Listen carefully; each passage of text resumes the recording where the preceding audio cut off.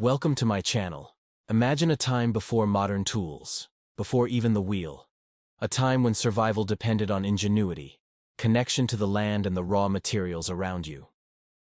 Today, we are embarking on an extraordinary journey to build a home in the heart of the Australian Outback, just as our ancestors might have, using only what nature provides. For many of us in the US, our homes are concrete and steel. But what if we could step back, connect with the earth, and craft shelter from the very land beneath our feet?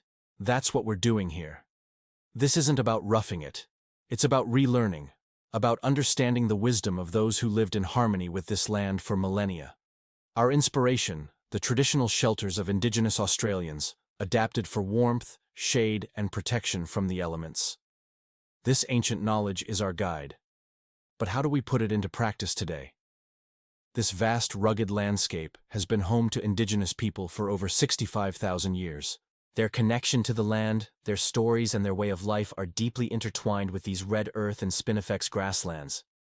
As we set out to build, we're also learning from their rich cultural heritage. And what better place to do so than right here in the heart of the Outback? The materials are all around us, waiting to be discovered.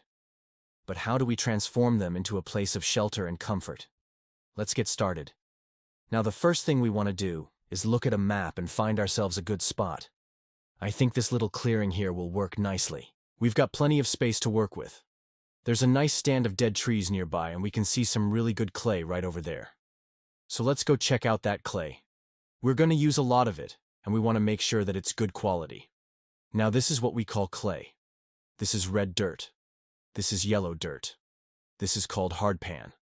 And it's pretty common to find that under the surface.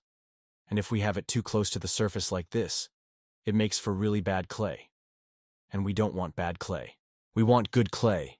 And this clay here looks beautiful. It's deep, it's soft, it's exactly what we need.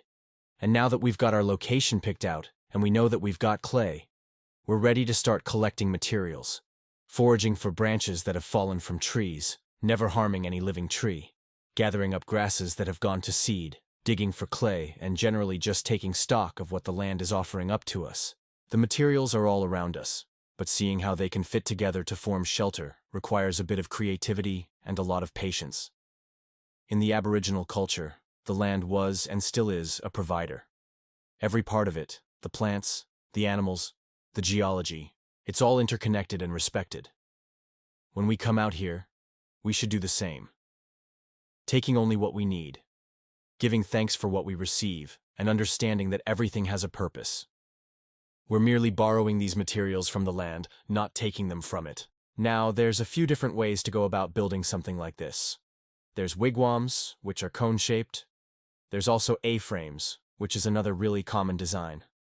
But we're going to go with the classic hut design. It's sturdy, it's easy to build, and it's going to keep us safe from the elements. Plus, it's just a really good starting point for someone who wants to experiment with natural building techniques. When I was younger, I used to spend summers out here working on a sheep station. That's where I learned a lot of these skills. Working with natural materials takes time, a lot of time. It's satisfying but slow going. Nothing is perfectly straight, and nothing is exactly the size that you want it to be. So you kind of have to work with what you got. You'll notice that most of these materials are really just dead branches that have fallen from trees.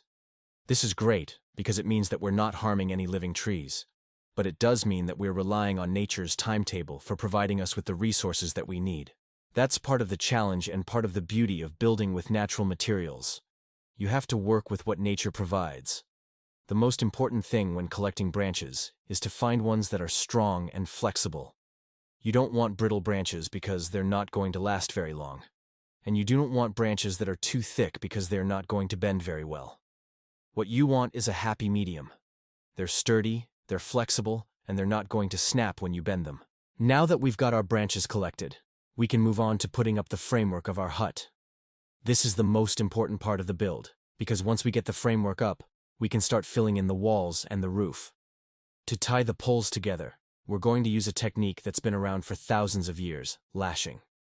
Lashing is a really old method of fastening things together without using nails or screws. All you need is a sharp knife and some tough, flexible material like bark or grasses. The easiest way to lash together two pieces of wood is to cut a length of bark or grass. Make sure that it's long enough to go around both pieces of wood, and then simply tie it around them. Make sure that you tie it tight enough so that it doesn't slip, but not too tight, so that you break the wood. Once you've got the ends tied down, you can trim off the excess, and then you're done. While lashing is a really simple concept, it does take a little bit of practice to get it down. But once you do, it's a really handy skill to have. It's not only useful for building, but for all sorts of other things as well. One thing that you'll notice about this hut is that it's got a low profile. That's because we don't want it to catch any of the winds that might come through here. In the outback, the winds can get pretty strong and we don't want our hut blowing over. That's why it's important to keep the design simple and the structure low to the ground. With the framework up, we can start adding the wall sections. These are called wattles. They're simply branches that have been stripped of their leaves and then cut into smaller sections. We're going to weave the wattles in and out of the main poles, creating a latticework that we can fill in with clay later. The idea is to create a strong, sturdy wall that can withstand the elements while still allowing for some air circulation. Filling in the wattles is a really fun part of the build. This is where you really start to see the hut come together, and it's also a great opportunity to get creative. You can use whatever materials you have on hand to fill in the gaps. Just use your imagination and have fun with it. The walls are up and the roof is ready. Now we can start applying the clay mixture, which is also known as daub. To apply the daub, simply take a handful and slap it on. It doesn't have to be perfect, it just has to be on. Be sure to cover any cracks or gaps you see. As you're applying the daub, you'll notice that it starts to harden as it dries in the sun. This is normal, and it's actually what we want. We're almost done. All that's left to do is add the final touches. One of the most important parts of the build is adding an opening for the door. This is how we're going to get in and out of the hut. Be sure to make it big enough so that you can comfortably fit through it. The hut is complete.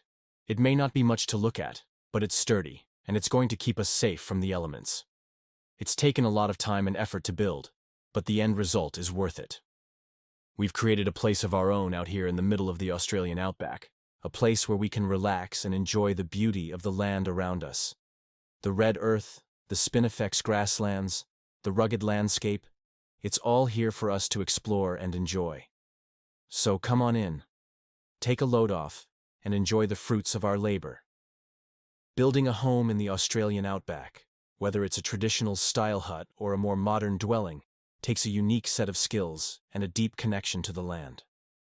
Understanding the local climate and environment is key to building a home that is not only beautiful but also functional and sustainable. By working with natural materials and embracing the challenges of the outback, you can create a truly one-of-a-kind home. Thank you for watching. If you enjoyed this video, please like and subscribe to show your support. And if you have any thoughts or experiences of your own, we'd love to hear from you in the comments below.